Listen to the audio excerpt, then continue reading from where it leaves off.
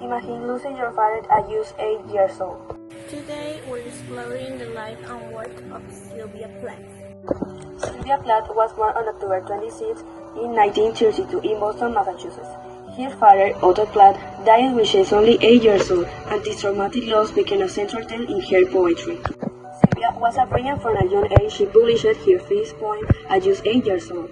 She attended Smith College and later won a Fulbright scholarship to Cambridge University in England. In 1956, she meets the poet Ted Hughes at a party and they married only 4 months later. Their relationship was passionate but turbulent and deeply influenced his work.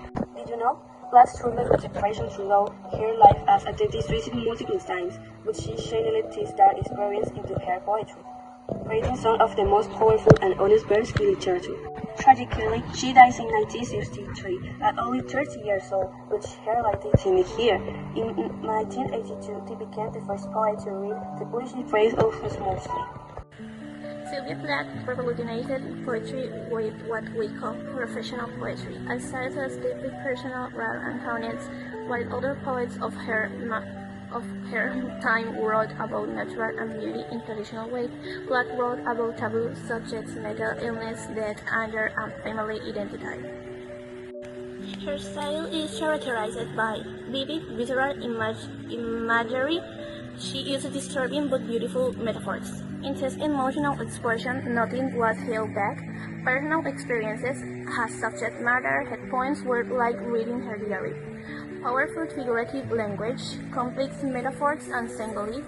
Plath was influenced by Robert Lowell, the father of confessional poetry, but she took it even further. Her poems feel like looking directly into someone's soul. Did you know? Silvia Plath woke up every morning at 4 a.m. to write during what she called her blue hour, the quiet time before them. She wrote most of her famous poems, including those in her collection Ariel, during the last months of her life. Also, her novel The Bell Jar was initially published under the pseudonym Victoria Lucas because she was afraid of how people would react to its autobiographical content. Hero is a perfect example of Plath innovation style. Let me read it for you. Mirror.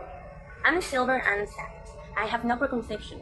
Whatever I see, I salute immediately just as it is. Unsymmetrized by love or dislike. I'm not cruel, only truthful. The eyes of a little good. Four corner. Most of the time, I'm immediately on the opposite well. It's pink with sprinkles. I have looked at it so long.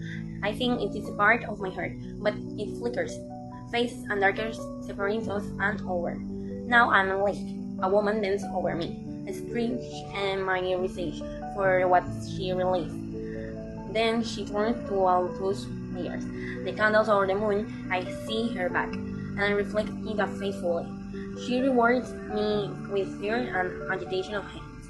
I'm important to her. She comes and goes. Each morning deletes faces and replaces the darkness in she was Dorner, a young girl, and I in me an older woman with a store. Here after day and like a terrible. This poem is packed with a figurative language. Let me break it down. First personification. The mirror speaks. It says I'm silver and I'm sad. Plath gives the mirror human equality and voice. Metaphor 1. The eye of a little god.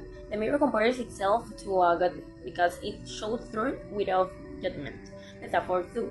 Now I'm a lake. The mirror transforms into a lake, sensitive and reflection. Smile. Like a terrible fish. Again, woman written in the mirror is compared to a fish. This creates a disturbing and powerful image of her. Symbolism.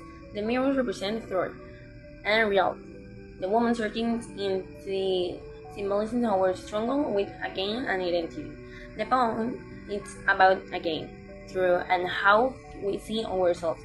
The woman keeps going back to the mirror even though it shows her painful truth, that she's getting older. It is bold and beautiful and heartbreaking. Now, the importance of the legacy of Silvia Plath. So why is Silvia Plath so important? She gave voice to experiences that were considered shameful: depression, famine, anger, mental illnesses. She made it okay to write about darkness pain. Her influence is everywhere. She inspired poets like Annie Saxon and Sharon Olds. Today, her work is more relevant here discuss mental health openly. Plath showed that poetry could be therapy, truth, and art all at As Platt his hair whirled, I took a deep breath and listened to the old breath of my hair. I am.